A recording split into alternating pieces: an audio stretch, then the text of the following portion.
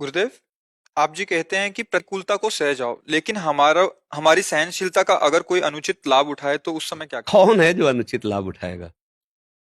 सहनशील तभी बनोगे जब ये जान पाओगे कि कोई और है ही नहीं है।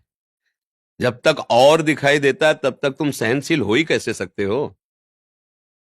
और दिखाई देगा तो सहनशील हो पाओगे क्या? और कोई है क्या? अनुकूलता प्रतिकूलता की सत्ता है क्या? किसी और की सत्ता है क्या? आप जहां बात कर रहे हो ये वृंदावन धाम है, और जिनसे बात कर रहे हो ये वृंदावन धाम के रस की। कोई और है क्या? एक क्रूरा अपि पापिनो न च सताम संभास्य दृश्याश्च सर्वान वस्तुतया निरीक्ष परम स्वाराध्य बुद्धिर्मम। जो क्रूर और दुष्ट और पापी नीच चांडाल ऐसा रोल कर रहा है, वो कौन कर रहा है? मेरा आराध्य देव, दूसरा कोई नहीं है। सोचो, तुम्हारा दोस्त है, वो नाटक में क्रूर कर्म करने वाला रोल करे, उसे क्या कहते हैं? हाँ, बिलियल, बिलल। हाँ, हमको पढ़े लिखे कम है।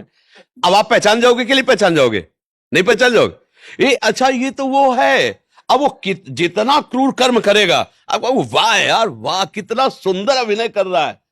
लेकिन तुम जानते हो बहुत प्यारा आदमी है, बिल्कुल नशा नहीं करता, बिल्कुल किसी को दुख नहीं देता। क्या अभिनय किया है यार, एकदम पूरा। खुश हो जाओगे ना? ऐसे ही भक्त खुश होता है।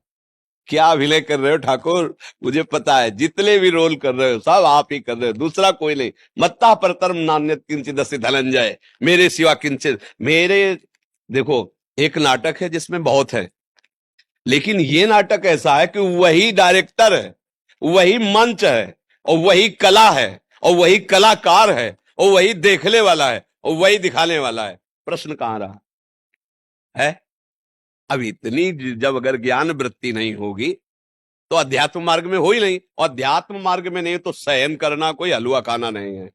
दूसरे के द्वारा किए हुए प्रतिकार को, प्रतिकूलता को, अपमान को, तिरस्कार को वही महात्मा, वही साधु, वही भक्त, वही जन सह सकता है जिसका संबंध भगवान से है। नहीं सह सकते, नहीं सह सकते। क्योंकि जब इस समझ में अहंकार को आएगा कि मुझे नीचा दिखाया जा रहा है, तो जो भी पावर उसको समझ में आता है सारा पावर झोंक देगा।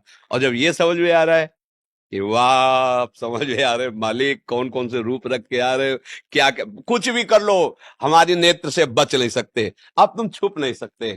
किसी सूझ वाली आंख ने पहचान की, कण कण में झांकी भगवान। ओ मेरे लाल जी, मेरे प्रीतम। कहां गुस्सा आएगा? कहां गुस्सा आएगा? एक बार एक ऑफिसर घर आया, पत्नी का पता है आपको, घंटों से इंतजार कर रहे हो, आप इतना विलंब क्यों कर दिए? ओ प्रणय को, उसने पिस्तौल निकाली, गोली भरी, पत्नी के यहाँ लगाया। ऐसे बोले बताऊं? बोले हाँ, हमें डर नहीं लगता तुम्हारी धमकियों से। बोले क्यों? पिस्तौल असली है, गोली असली है। बोले तुम मेरे प्रीतम हो, इसलिए तुम मजाक कर रहे हो, तुम कर ही नहीं सकते। बोले काला जी, समझ रहे हो ना? मेरे प्रीत, अगर दूसरा रख देता तो प्राण व्याकुल हो जाते, नहीं होते, डर जाता ना। तो अगर हम दूसरा देखेंगे तो डर जाएंगे, भय आ जाएगा, क्रोध आ जाएगा, अशांति। और अगर देख रहे हमारा प्रीतम है तो कह रहे ये तेरी पिस्तौल है, सब तेरा केवल खिलवाड़ है, तू कर ही नहीं सकता। क्यों? मेरा प्रीतम है, चराचर जगत मेरा प्रीतम है। अब तो कुछ नहीं कर सकता, कुछ भी रोल कर, कुछ भी स्वांग कर, अब मुझे तो डरा नहीं सकता, क्योंकि गुरु प्रताप से मुझे पता चल गया कि तू ही है। अय छलिया, आज तक तू मुझे विविध रूपों में छलता रहा, अब गुरु के द्वारा दिए हुए नेत्रों से मैं तुम्हें पहचान गया हूं, अब तुम छुप नहीं सकते। बिना ये स्थिति आए सहनशील हो ही नहीं सकते। थोड़ी बात सह सकते हो, लेकिन जब और आगे बढ़ेगी ना तो फिर आप नहीं सह पाओगे। एक सीमा तक तो सह सकते हो, बुद्धि लगा के सहना चाहिए परमार्थ के पति को, फिर इसके बाद जो उसका स्वरूप आएगा कि अब हो गया, बाद में भजन देख लेंगे, क्षमा मांग लेंगे, पर तुम बात बदल जाए। और अगर ये दिखाई दे रहा कि प्यारे है तो ये गुस्से ले जाएगी, हंसी आएगी कि कर लो आप, कर लो आप ही हो, अब ये जीवन आपको समर्पित है। चाहे आप प्रणाम करो, चाहे आप जूता मारो, चाहे माला चढ़ाओ आप, चाहे आप दंड दो, नाथ मैं तो आपका हूं। अब आप कुछ भी करो, मुझे समझ में आ गया, आपके सिवा को जीत गया। किसका प्रश्न था ये? हाँ, समझ में आ रही ना? देखो, परमार्थ को जब तक समझोगे नहीं तब तक कि कोई इसका दुरुपयोग, अरे है कौन जो दुरुपयोग करे। और दूसरे पक्ष में बता देते हैं कि ऐसा कोई पैदा ही नहीं हुआ, अगर लोकवत भाषा में, कि जो गुरुवाणी के अनुसार चलता है, शास्त्र सम्मत चलता है, भगवत आराधना करता है, उसके सामने उसको झुका सके, रौंद सके, ऐसा कोई पैदा ही नहीं हुआ।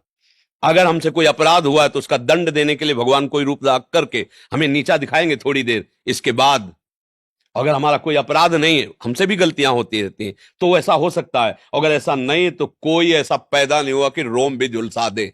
5 वर्ष का बालक प्रहलाद और त्रिभुवनपति हिरण्यकश्यप, वो हार गया कि करूं तो क्या करूं, इसका कैसे, मतलब क्या करूं समझ में नहीं आ रहा उसके, हर कुछ करके हार गया। और वैसे ही मुस्कुराता हुआ प्रहलाद उत्तर देता है, दैत्यराज।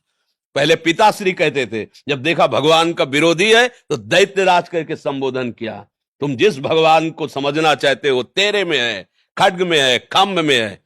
प्रहार किया, घूंसे फाड़ के खंभा, ऐसा रूप प्रकट हुए, हम फेंक दिया तलवार और ढाल मूर्छित होके गिर गया केवल देख के।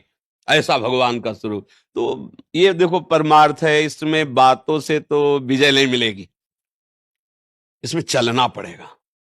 नाम जप करो, अच्छे आचरण करो, बुराइयों से बचो, दूसरों को सुख पहुंचाओ, सब में भगवत भाव करो, अभी आनंद आ जाएगा, सारे पाप नष्ट हो जाएंगे। हृदय हृदय जो जलता रहता है वो पाप हैं, वो जलाते हैं।